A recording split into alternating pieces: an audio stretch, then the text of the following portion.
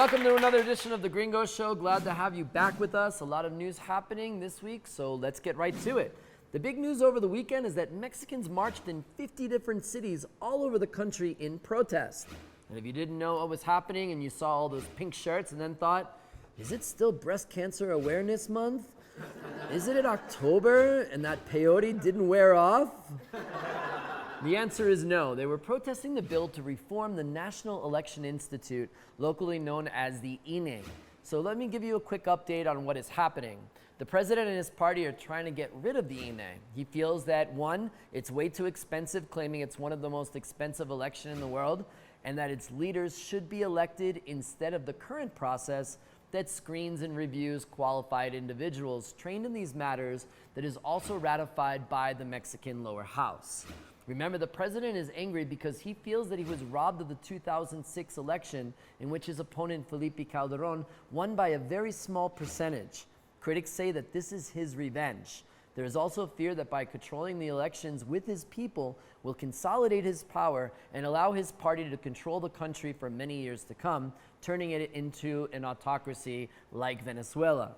So this is why a lot of people marched all over the country in places like Querétaro, San Luis Potosí, Mérida, Hermosillo, and of course, in the nation's capital. The government reported around 10,000 marchers, but Reforma was packed from Chapultepec all the way to the Monumento de Revolution. There must have been more than 500,000 people there. The president wasn't having any of it, and here's what he said at his Monday press conference. Fue como una especie de striptease político, público, del conservadurismo en México. A conservative striptease? Like, what does that mean? Is it like nun porn? It reminds me of the time when Trump said that his inauguration was the biggest in history. If anyone was going to think that the march would change his mind, it would be easier to convince Ashley, my new neighbor, a California vegan, to eat the tacos de sesos. No. Maybe it will change some minds, but it was actually wonderful to see people, according to AMLO, not going to their Sunday polo matches or eating caviar with mole and marching for their beloved democratic institutions.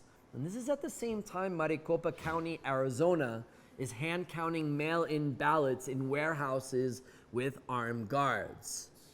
Some say that the INE is one of the best election institutions in the world and preserves Mexico's democratic institutions. So let's see what happens in the next few months. But it seems like the march kind of worked. Yesterday, the president signaled that he is looking at a plan B to pass reforms with only a simple majority. But already critics are saying any restructuring of the body is absolutely unconstitutional. Let's see what happens. Speaking of AMLO, on Sunday, while people marched all over the country, he celebrated his 69th birthday by... Wait, I'm not going to say that on air. Sorry. Who wrote that? That's disgusting. No, of course not. He celebrated his 69th birthday by spending time with his family at his ranch outside of Palenque. He made a really nice video on Twitter with his grandchildren wearing cargo shorts.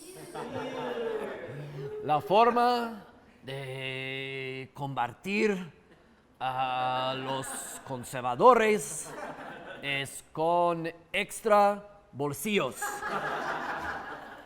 This birthday comes at a time where people are concerned about the president's health after 2 bouts with COVID and some heart issues. Said Joe Biden, who will be celebrating his 80th birthday on Sunday, "Oh, when I was 69.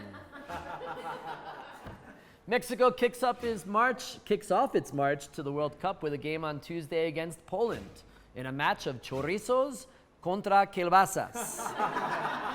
I share this because the Qatar host committee is warning people not to bring pork products into the Muslim country for the games. Officials also warned spectators not to watch porn, show public displays of affection, nor drink alcohol except for in designated areas. Many Mexican soccer fans were like, hell no, I'm not doing that. And instead we'll be home watching at Julio's Sausage Strip Club World Cup Pachanga, sponsored by Modelo. I mean, pork, porn, and beer are iconic institutions in our great country. The San Francisco 49ers are coming to Mexico this weekend, and no, they're not looking for gold, but a big win in the continuation of the international game that will pit them against the Arizona Cardinals at Estadio Azteca on Monday night.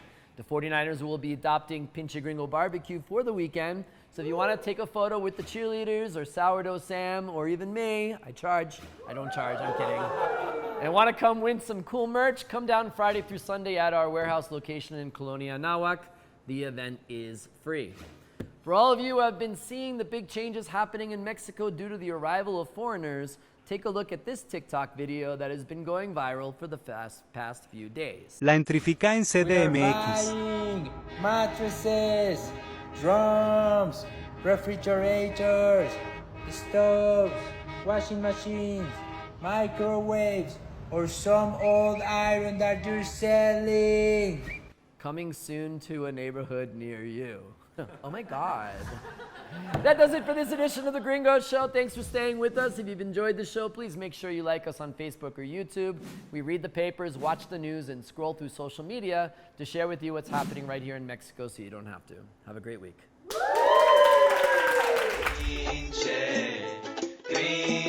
Gringo, Mexico is laughing thanks to you.